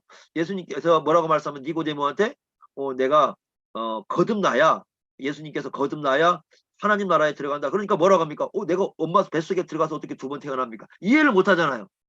또 사장에 가보면 수가성 얘기 나오거든요. 물을 달라 하면서 물 얘기가 등장하는데 내가 뭐 예수님께서 말씀하는 게 영원한 물을 주겠다. 목마르지 않은 주겠다 하니까 그 물을 달라고 하는데 떠마시는 물로 이해를 하고 있잖아요. 그러니까 예수님께서 그거 말고 그거 아니다. 이렇게 가르쳐주고 있거든요. 그러니까 계속해서 요한복음에 보면은 예수님의 말씀을 이해를 못하는 예수님을 알지 못하고 이해를 못하는 그런 장면들이 계속 나오는 걸 우리가 눈여겨볼 수가 있고 그걸 이제 맹인 상태에 이렇게 볼 수가 있고 두 번째는 그 요한복음에 자주 등장하는 게 영접하지 않는 환영하지 않는 문제가 상당히 많이 등장합니다.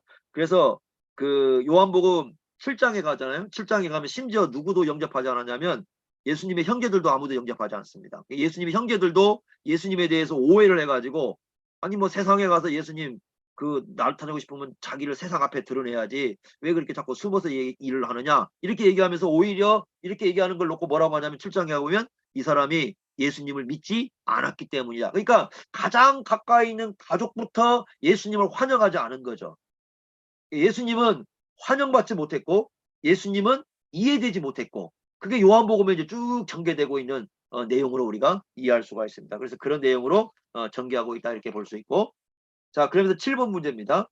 하나님께로부터 난 사람은 어떤 사람인가 하는 건데 1장 12절 13절인데요. 자 1장 12절입니다. 영접하는 자 곧 그 이름을 믿는 자들에게는 하나님의 자녀가 되는 권세를 주셨다. 자, 여기 요한복음에 또 하나 특징이 나옵니다. 어떤 특징이 나오냐면 요한복음은요, 그 대조가 많이 나와요. 예를 들면 앞에서 나왔던 게 뭡니까? 어둠과 빛의 대조잖아요. 여기서는 영접하지 않는 자와 영접하는 자의 대조가 나옵니다. 그래서 이제 믿음이 뭔가를 설명해 주면서 이런 말씀을 쓰고 있는데 12절에 영접하는 자는 누구냐? 그랬을 때 바로 이어서 설명해 줍니다. 영접하는 자는 곧 오해하지 않도록 하기 위해서요. 그 이름, 그러니까 이름이라는 건 그분 인격을 얘기하는 거고 그분 자신을 얘기하는 거 아닙니까? 그러니까 예수님의 인격, 예수님 자신인데 그분을 믿는 것이다. 이렇게 설명해 주고 있습니다. 그분을 믿는 게 영접하는 거다. 그래서 예수 그리스도를 영접하는데 그러면 여기에 이제 전제가 하나가 있죠. 저는 옛날에 이거 말씀 이해할 때요. 그래, 내가 예수님 믿는다고 하면 그래, 나 영접한 거지 이렇게 생각을 했어요. 그런데 여기서 우리가 전제를 잘 안 봤어요. 저도 이거 잘 전에는 알지 못해가지고 배우질 못해가지고 나중에 이제 성경 공부 이렇게 해보니까 전제가 뭐냐면 앞에 나왔잖아요. 이미 예수님을 누구라고 강조하고 있습니까? 하나님의 아들, 하나님과 함께 계속 강조하고 있잖아요. 그러니까 영접한다는 것은 어떤 분으로 영접한다는 거냐면 여기서 내용을 보면 예수님을 하나님으로 영접하는 거예요. 그냥 예수님 믿는다 이래서가 아니고 예수님을 하나님으로 환영하는 거죠. 예수님은 하나님께서 보내신 선물이고요. 우리가 어떤 누군가가 선물을 보냈습니다. 주면은 그걸 환영한다. 그 말은 그 선물의 진가를 알아보는 거거든요. 그러니까 예수님의 진가를 알아봐야 되는데 그 예수님이 누구냐? 앞에 전제가 예수님은 하나님이시고 창조주이시고 그러니까 영접하는 것은 그런 분으로 영접하는 거죠. 예수님을 영접하고 예수님을 환영한다는 것은 전제가 뭐냐면 바로 하나님의 아들로 하나님으로 영접하고 받아들인다는 그런 의미를 여기서 갖고 있습니다. 근데 이제 이걸 가르쳐 놓지 않으면은 그냥 예수 믿어. 예수 믿으면 구원이 있어. 이렇게 얘기를 하거든요. 근데 그것은요, 이 복음이 온전한 복음이 아니에요. 그러니까 온전한 복음을 만들려면은 우리가 예수님이 하나님이시라는 것을 정상적으로 이렇게 설명을 좀 해주고 이분을 믿느냐 이렇게 질문을 해야 됩니다. 이분을 믿느냐, 예수님을 하나님으로 믿느냐, 하나님의 아들로 믿느냐, 이분을 환영할 수 있느냐, 사람들은 배척한 그분이지만 이분을 하나님으로 영접할 수 있겠는가? 그렇다고 한다면 그분을 영접하고 그분을 받아들인다면 네가 바로 누구냐면 하나님의 자녀가 되는 권세를 받은 사람이다. 이렇게 말씀을 해주고 있는 거거든요. 이게 굉장히 중요한 부분이에요. 이 부분이. 예수님을 영접하지 않고는 하나님의 자녀가 될 수 있는 길이 없어요. 그러면 하나님의 자녀라는 말이 무슨 뜻입니까? 로마서 8장 17절에 그 자녀에 대한 의미를 설명해 주고 있잖아요. 로마서 8장 17절에 보시면 자녀는 하나님의 상속자다. 그러면 동시에 그리스도와 함께한 상속자다. 자, 여기서 12절에 보시면 권세라는 말이 나오잖아요. 권세. 이 권세라는 말은요. 권리라는 말과 같은 말이에요. 권리, 특권. 특권이라는 말이고 권리라는 말인데 하나님의 자녀의 특권은 뭐냐면 아버지의 것을 상속받는 거거든요. 그러니까 하나님의 자녀가 되는 권세를 받았다는 것은 결국 어떤 의미입니까? 하나님의 상속자가 되었다. 하나님의 상속자. 로마서 8장 17절에 설명해 준 대로 하나님의 상속자요 그리스도와 함께한 상속자로서 이제는 하나님의 모든 것을 예수님과 함께 받아들일 수 있는 그런 상속자가 되었다. 이렇게 설명해 주고 있는 거거든요. 그래서 예수님을 하나님으로 창조주로 이렇게 영접하는 사람, 그런 사람들은 하나님의 자녀로서의 권세, 즉 권리, 다시 말하면 상속자가 되었다라고 말씀해 주는 겁니다. 그런데 13절 보시면 이 하나님의 자녀가 되는 것은 혈통으로 되는 게 아니다 이렇게 말씀하고 있습니다. 혈통으로 되는 것도 아니고 육정으로 되는 것도 아니고 사람의 뜻으로 난 것도 아니다 이렇게 말씀을 하고 있는데 육정이라는 말은 여기 육정이라는 말은 그 인간 부모가 원해 가지고 사람들이 원해서 난 자라 그런 뜻을 갖고 있어요. 그러니까 이것은 어떤 인간적으로 태어나서 되는 게 아니고 혈통이라는 말은요. 그 요한복음 8장에 가면 이 논쟁이 심합니다. 요한복음 8장 37절에 보면은 유대인들이 뭐라고 주장하냐면 우리는 아브라함의 자손이다 이 주장을 하잖아요. 예수님께서 진리를 알지니 진리가 너희를 자유케 하리라 그 얘기했을 때 사람들이 우리 아브라함의 자손이다. 혈통 얘기했거든요. 그때 예수님이 뭐라고 하냐면 아브라함 자손 안 거 맞다. 그런데 진짜는 요한복음 8장 44절에 너희 아버지가 마귀다. 유대인들은 굉장히 기분 나쁘죠. 왜냐하면 자기들 아브라함의 자손이라고 했는데 예수님께서는 뭐라고 하냐면 마귀다 이렇게 얘기하거든요. 그러니까 유대인들이 왜 우리 아버지가 마귀냐 이렇게 얘기하니까 요한복음 8장 47절에 뭐라고 합니까? 야, 네가 너희 아버지가 하나님이면 하나님께 속한 자면 하나님의 말씀을 들어야지. 너희들 하나님 말씀 안 듣지 않느냐? 근데 거기서 하나님 말씀은 예수님 말씀이잖아요. 예수님이 하신 말씀이 하나님의 말씀이거든요. 예수님이 하나님이시니까 예수님 말씀이 하나님 말씀인데 그 말씀을 안 들어요. 안 들으니까 너희들 아버지는 마귀가 맞다. 이렇게 예수님이 주장을 하셔요. 그 요한복음 8장에 보면 이 혈통 논쟁이 굉장히 심해요. 이 혈통의 논쟁이 나오게 되는데 그래서 그 혈통으로서는 도무지 예수님을 받아들일 수 없고 그리고 그 혈통으로서는 하나님의 자녀가 될 수 없다. 너희가 아브라함의 자손으로 태어났다고 해서 하나님의 자녀가 되는 것도 아니고 부모가 서로 사랑을 해가지고 우리 사랑스러운 아이 낳았다고 해가지고 그 아이가 하나님의 자녀가 되는 것도 아니고 또 사람이 뜻한다고 해서 하나님의 자녀가 되는 게 아니라 하나님으로부터 나야 된다. 이 하나님으로부터 나야 된다는 개념이 요한복음 3장과 5절에 나오는 거듭남의 의미죠. 그래서 13절 보면 하나님께로부터 나야 한다. 여기 어디서 많이 있었습니까? 우리가 지난번에 공부했던 요한 1서에서 이 많이 나오죠. 요한 1서에 보면 하나님께로부터 났다. 그게 바로 중생 개념이고 그게 바로 거듭남의 개념이거든요. 그래서 거듭난 사람이라는 건 성령의 역사가 있어야 된다. 성령의 역사가 있어서 그 사람이 예수 그리스도가 하나님이신 걸 믿고 그분을 환영해야 그 사람이 하나님의 자녀가 되는데 그것은 하나님의 선물이지 사람이 만들어낼 수 있는 게 아니다. 이렇게 말씀을 하고 있습니다. 오늘날 교회 가면 너무 하나님의 자녀라는 말을 쉽게 쓰다 보니까 그 가치를 상실해버린 것 같아요. 하나님의 자녀는 엄청난 용어입니다. 하나님의 상속자라는 뿐만 아니라 그건 하나님의 은혜의 선물이 쏟아 부어진 거예요. 그렇지 않으면은 어느 누구도 하나님의 자녀라는 이름을 부를 수가 없다는 것이죠. 이게 상당히 중요한 거잖아요. 요한복음은 이것을 엄청난 하나님의 선물로 우리에게 말씀해 주고 있다라는 것 우리가 좀 생각해 볼 필요가 있습니다. 여덟 번째 가보겠습니다. 말씀이 육신이 되었다. 1장 14절이죠. 이 말씀. 자, 말씀은요.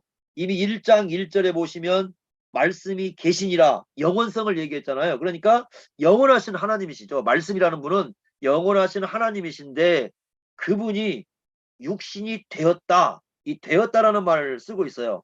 그러니까 되었다라는 말은요. 그 보였다라는 말이 아니에요. 인간처럼 보였다. 이런 얘기가 아니라 진짜 이 시간 속으로 오셔가지고 사람이 되었다. 이렇게 말씀을 하고 있어요. 그래서요, 우리가 그 예수님이 육신을 입었다라는 말 조심해서 써야 돼요. 육신을 입은 게 아니고, 이제 그 의미는 알겠는데, 입었다라는 말은 좀 위험한 표현이에요. 뭐라고? 사람이 되셨다. 육신이 되셨다라고 써야 돼요. 입은 게 아니고, 신성이 껍질을 인간을 입은 것 이게 아니고요. 예수님은 본성, 그러니까 본성 자체가 사람이 되신 거예요. 사람이라는 본성을 갖게 된 거죠. 그러니까 만약에 그렇지 않으면은 그 입었다라는 것만 되면은 뭐가 되냐면 분리가 돼요. 분리가 되면 가연설로 나올 수가 있어요. 그러니까 겉만 그렇게 사람처럼 보였지 속은 신성으로 채워졌다 이렇게 될 수 있거든요. 그 위험한 거예요, 그것은. 그러니까 100% 하나님이시고 100% 사람이시잖아요. 그렇기 때문에 안은 신성으로 채워져 있는데 겉은 사람이다. 이런 표현이 아니에요. 우리가 옷을 입잖아요. 옷을 입으면 겉은 옷이잖아요. 속은 몸이잖아요. 그잖아요? 속도 그 옷은 아니잖아요. 입었다라는 표현은 그런 거예요. 그러니까 그 입었다라는 표현은 그래서 초대교회 당시 때부터 이 금기 약간 좀 이게 또 쓰지 않으려고 했던 표현입니다. 근데 우리가 이제 자꾸 기독교가 이 생각을 안 하다 보니까 그냥 그걸 갖다 쓰는 거거든요. 그럼 어떻게 되느냐? 겉만 입은 거예요. 사람을 갖다가 속은 신성으로 채워져 있고 이렇게 되면 이단이 되는 거죠. 위험한 표현이에요. 입었다라는 말은. 그러니까 되셨다 이렇게 쓰셔야 돼요. 되셨다. 사람이 진짜 되신 거고 진짜 사람이신 거. 시간 속으로 오셨다 이렇게 써야 되는 겁니다. 그러니까 상당히 중요한 표현이고요. 그 다음에 거기 보시면 14절에 우리 가운데 거하심에 이게 이제 거하신다는 말이 에스케노센이라는 말인데 장막을 쳤다라는 말은 장막을 쳤다. 장막을 쳤다. 이제 장막을 쳤다라는 말은 두 가지 의미를 갖고 있습니다. 첫째는 뭐냐면 실제로 오신 거예요. 장막을 치셨다라는 말은 우리 가운데 오셔서 실제로 존재하신다. 이런 의미를 갖고, 두 번째는 장막은 임시처소입니다. 임시처소이기 때문에 예수님께서 이 세상을 갖다가 영원히 사는, 세상 영원히 일시적으로 이제 이 땅에 오셔서 가신 어떤 그런 분으로서 이제 표현해주는 그런 의미를 갖고 있습니다. 그래서 이 성막의 개념을 여기에 이제 함께 이렇게 표현해 주고 있는데, 구약에서 그 장막이라는 말은 것은 그 하나님의 임재, 하나님의 임재인데 어떤 임재냐면 실제로 오신 임재죠. 실제로. 그러니까 하나님의 임재가 이렇게 오신 것처럼 보인 게 아니고 실제로 임재하신 거거든요. 출애굽기 그 40장 34절부터 38절까지 보면은 이 성막이 있고요. 성막에 하나님의 이 영광이 충만했지 않습니까? 구름이 가득 차고요. 그때 하나님이 실제로 오신 거예요. 이렇게 실제로 오신 것. 그죠? 그 하나님의 임재라는 건 실제로 오신 건데 그 성막 개념이에요. 그러니까 장막을 쳤다. 이 말은 실제로 이렇게 오신 겁니다. 하나님이 실제로 역사 속에 들어오셨다. 그래서 제자들과 함께 했던 그분은 진짜 하나님이셨다.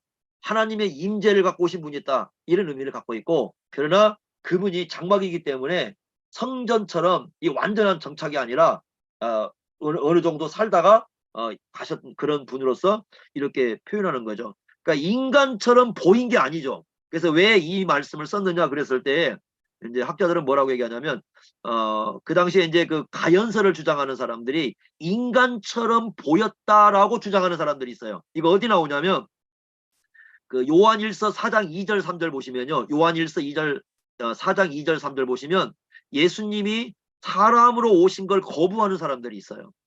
그 사람들은 예수님이 진짜 사람으로 왔다고 얘기하는 게 아니라 예수님이 그냥 사람처럼 보였다고 주장을 합니다. 왜 그러냐면 사람이 가지고 있는 몸을 좀 열등시하고 천대시했기 때문에 몸을 마치 영혼의 감옥처럼 이제 그렇게 생각했기 때문에 이제 그렇게 얘기를 하는 것이 요한일서 4장 2절 3절에 나옵니다. 그래서 요한복음의 요한일서를 보시면 1장 1절부터 4절까지 보시면 요한일서 1장 1절 4절 거기 보면 예수님을 직접 보았다, 만났다, 들었다 이런 표현을 쓰잖아요.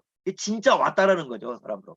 요한복음도 요한일서와 거의 비슷한 시기에 써있기 때문에 그 예수님에 대해서 그 당시 가장 그 이단설 주장 하나가 뭐냐면 예수님 진짜 사람으로 온 게 아니다. 인간처럼 보였다라고 얘기하는 그들에 대해서 강력한 변증을 하고 있는 겁니다. 진짜 사람으로 왔다.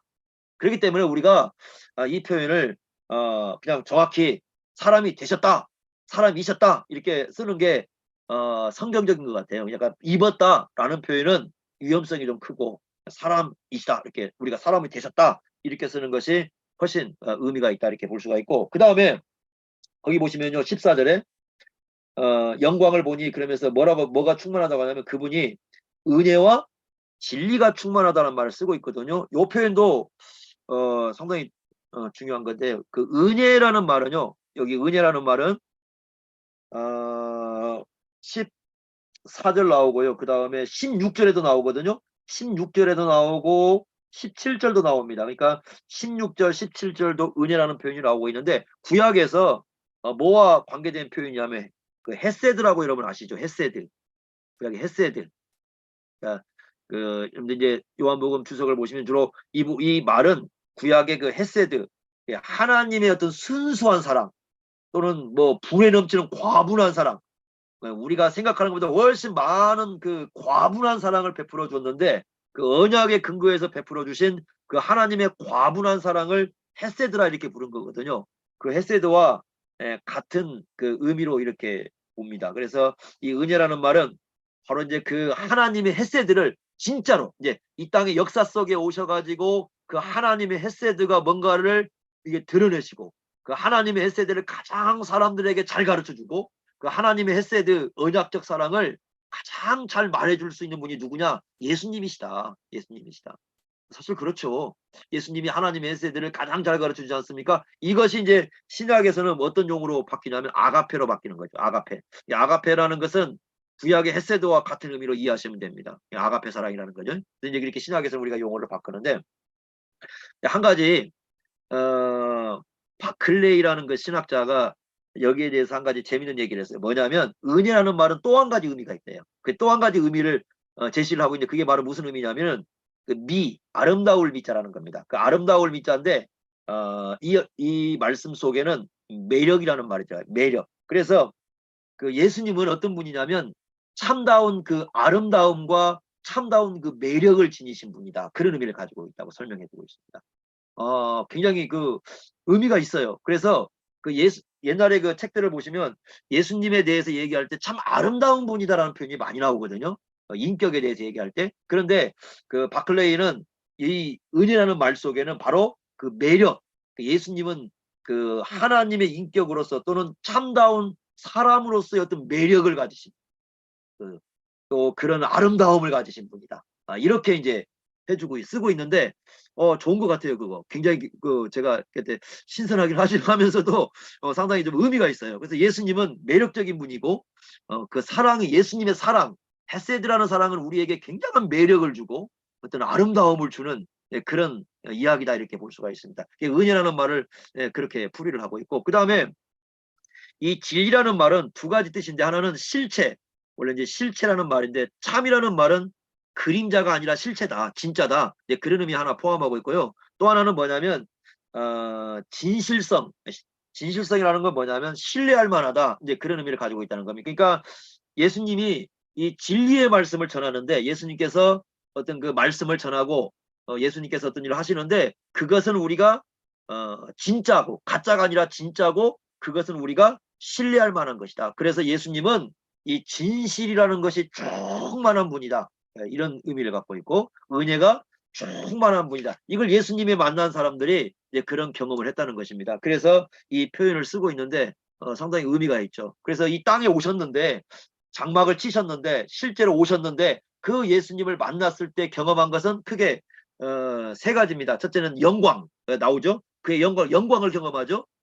영광은 하나님이라는 거죠. 하나님의 아들이라는 표현. 나중에 뒤에 가면 계속 나오지만 영광은 하나님의 아들이라는 것, 하나님이라는 것, 예수님이 하나님이심을 첫째 경험하고 두 번째는 아주 매력적인 인격인데 하나님 헤세드와 같은 언약적 사랑, 사랑을 어떤 경험을 하게 되고요. 그 요한복음 13장 1절에 보시면 끝까지 사랑한단 말 나오죠. 그게 언약적 사랑이에요. 그게 헤세드입니다. 헤세드. 그리고 그게 여기 말하는 은혜라고 이제 볼 수 있는데 끝까지 사랑하시는 것. 변함없이 끝까지 끝까지 사랑한다는 것은 변함없이 끝까지 이렇게 사랑해 주시는 거고 세 번째는 뭐냐면 바로 진리를 경험하는 겁니다. 진리를 경험하고 정말 믿을 만한 분인 걸 신뢰할 만한 것을 우리가 경험하는 그런 분이다 이렇게 말씀을 하고 있습니다. 자, 아홉 번째입니다. 우리 조금만 더 인내해 봅시다. 두 개 더 합시다. 아홉 번째는 어떤 표현을 쓰고 있냐면 여기 재밌는 표현 나와요. 그 은혜 위에 은혜 1장 16절에 나오죠. 은혜 위에 은혜라라는 말씀이 나와요. 은혜 위에 은혜라. 그런데 그 14절에는 은혜와 진리가 충만하다 이렇게 나왔는데 여기는 은혜 위에 은혜다 이렇게 나오는데 그 여러분들 그 위에라는 표현 나오잖아요. 그 위에라는 표현이 그 원문이 무슨 안티예요. 안티. 우리가 안티라는 말은 이 두 가지 의미가 있어요. 하나는 뭐냐면 대항하다. 두 번째는 대신하다. 그런 뜻이에요. 대신하다. 그러니까 이 말씀은 뭐냐면 그 은혜 위에 또 은혜가 쌓여있다 이런 개념이라기보다는 은혜 대신 은혜다. 이런 뜻이에요. 이게 무슨 말이냐? 은혜 대신 은혜다. 은혜를 받고 나서 다시 은혜를 받는 건데 그런 뜻이에요. 은혜가 있고 또 대신 또 은혜가 있고 또 다시 은혜가 오고 계속 이렇게 은혜. 그래서 마치 그 뭐라고 해야 될까요? 그 하나님의 은혜가 고갈되지가 않아요. 고갈되지 않는 그 하나님의 은혜를 계속해서 우리에게 채워주시는 분이다. 은혜로 끝나는 게 아니라 이제 그 이런 해석도 있어요. 어떤 해석이냐면 그 앞에 해석 있잖아요. 은혜 대신 은혜니까 앞에 그 은혜는 구약적 은혜고 대신이라고 했으니까 뒤에 은혜는 신약적 은혜다 이렇게 보는 분도 있어요. 그러니까 구약적 은혜 대신 이제 신약적 은혜다 이렇게 보는 분도 있거든요. 물론 이제 뭐 그럴 수 있는데 그것보다는 그 공급이라는 의미를 오히려 부여하는 게 더 좋을 것 같아요. 공급이라는 거예요. 학자들에게 이제 그런 말을 쓰고 공급으로 보는 게 나을 건데, 그러니까 은혜를 끊임없이 공급해 줄 수 있는. 그러니까 하나님의 은혜는 무한대이고 그 무한하신 은혜를 계속해서 이렇게 공급해 주시는 그런 하나님이시다. 그러니까 우리가 이 땅에 살아가면서 은혜가 부족한 게 아니라는 거죠.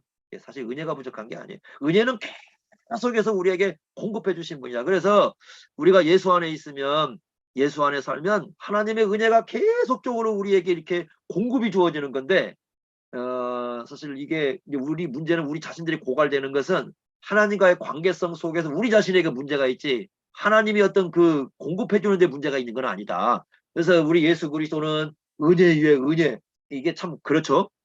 그 끊임없는 그 은혜, 연속 계속 공급해주는, 고갈되지 않는 그 무한한 은혜를 가지고 우리를 찾아오신 분이 누구냐? 예수님이시다. 이렇게 말씀해요. 정말 그런 분이시죠. 예수님은 은혜 위에 은혜입니다. 그죠? 은혜 위에. 참 그 놀라운 거죠. 그런데 거기 보시면 뭐라고 되어 있습니까? 우리가 다 그 충만한 데서 받는다고 그랬잖아요. 충만한 데다. 여기 충만이라는 말이 어디 나왔냐면 14절 나왔잖아. 14절. 그 14절 뭐라고 했습니까? 은혜와 진리가 충만하다고 그랬지 않습니까? 여기 은혜가 충만하다고 나왔는데 그 충만한 은혜를 끊임없이 공급해 주시는 거죠. 우리에게. 그 충만한 은혜를 끊임없이 우리에게 공급해 주어서 그 1장 14절에 나오는 은혜와 진리가 충만한데 그 은혜를 계속 이 공급해 주시는, 그래서 고갈되지 않는 은혜를 우리에게 베풀어 주시는 그 하나님의 놀라운 사랑을 여기에서 가르쳐 주고 있습니다. 자, 이제 마지막 한 문제 보겠습니다. 10번입니다. 우리가 예수 그리스도로 말미암아 누구를 볼 수 있는가라는 건데요. 이 요한복음에서 강조되고 있는 게 뭐냐면 예수님을 보는 것은 곧 누구를 보는 거다? 하나님을 보는 거다. 그래서 1장 18절에 보시면 본래 하나님을 본 사람은 아무도 없다. 아무도 하나님, 성부 하나님 못 보았다는 거죠. 아담도 못 봤어요. 아담도. 그러니까 하나님의 존재는 볼 수 있는 게 아니죠. 우리 눈에 볼 수 있는 게 아니다. 그러니까 볼 수 없다라는 건 실제하지 않는다는 게 아니라 실제하지만, 실제로 존재하시지만 가시적으로 볼 수 없다라는 뜻이에요. 그런데 그런 하나님이신데 그분을 누가 나타내셨느냐? 예수님이 나타내셨다. 독생하신 하나님이시니까. 어떻게 나타내냐? 독생하신 하나님이시기 때문에 그 하나님의 본체를 실제 볼 수 있죠. 우리는 못 보지만 예수님은 하나님이시잖아요. 유일하신 하나님이시기 때문에 그 유일하신 성부 하나님을 볼 수 있는 거죠. 예수님은요. 그런 분이 어떻게 하냐? 그 하나님을 우리에게 나타내셨다. 이렇게 말씀을 합니다. 그 요한복음 14장 8절 9절에 가보면 역시 그 하나님 보여달라는 얘기가 나오죠. 빌립이 예수님을 찾아와 가지고 하나님 보여달라 이렇게 얘기하니까 예수님께서 하시는 말씀이 이렇게 오랫동안 함께 있었는데 또 보여달라고 하느냐. 예수님을 봤다면 하나님을 본 거 아니냐. 그래서 예수님 자신을 본 것을 하나님을 본 것으로 이렇게 말씀을 하고 있습니다. 그래서 예수님을 본 것은 하나님을 본 것이다. 이렇게 말씀했는데, 자, 여기서 한 가지 우리가 해석하고 넘어가겠습니다. 그러면 그 1장 18절에요. 나타내셨다라는 말인데 어떻게 나타내셨다는 말이냐? 이거 중요하거든요. 나타내셨다. 그래서 그 이 원문을 요거 보시면 요 뜻이 뭐냐면 설명하다라는 뜻이에요. 이게 설명하다. 나타내셨다는 말은 설명하고 주석하다. 우리가 주석할 때도 이 표현을 쓰거든요. 해석하는 거예요. 주석하고 해석하는 쓰는 건데 자세하게 우리가 주석은 그러잖아요. 자세하게 설명해 주는 거잖아요. 그러니까 예수님께서 성부 하나님에 대해서 자세하게 설명해 주었다는 거예요. 설명하게 알게 해줬다는 것. 그러면 예수님의 어떤 그 인격, 예수님의 인격은 예수님이 이렇게 이 땅에 오셔가지고 나타낸 인격은 성부 하나님의 인격을 설명해 주는 거고 우리에게 알려주는 거고요. 예수님의 말씀도 성부 하나님을 우리에게 설명해 주는 거고 또 예수님의 사역도 그 성부 하나님이 어떤 분인가를 설명해 주고 해석해 주고 주석해 주는, 그래서 마치 그 예수님의 그 인격과 예수님의 말씀과 예수님의 삶이 성부 하나님에 대한 주석이다. 주석이죠. 설명하는 거니까 자세히 설명해 주는 거. 그래서 예수님의 그 인격을 보고 예수님의 그 말씀을 듣고 예수님의 행위를 보면은 성부 하나님을 알 수 있는 거죠. 다 가르쳐 주는 거니까 이런 분이라고. 그래서 예수님을 통해서 우리가 그렇게 알 수 있다라는 거죠. 그래서 예수님께서는 이와 같이 성부 하나님을 우리에게 쫙 드러내셨기 때문에 우리가 예수님을 제대로 이렇게 만나게 되면 결국 그게 하나님을 보는 거고 하나님을 만나는 것이다. 이렇게 우리에게 설명해 주고 있습니다. 그래서 이렇게 이 서론 부분에서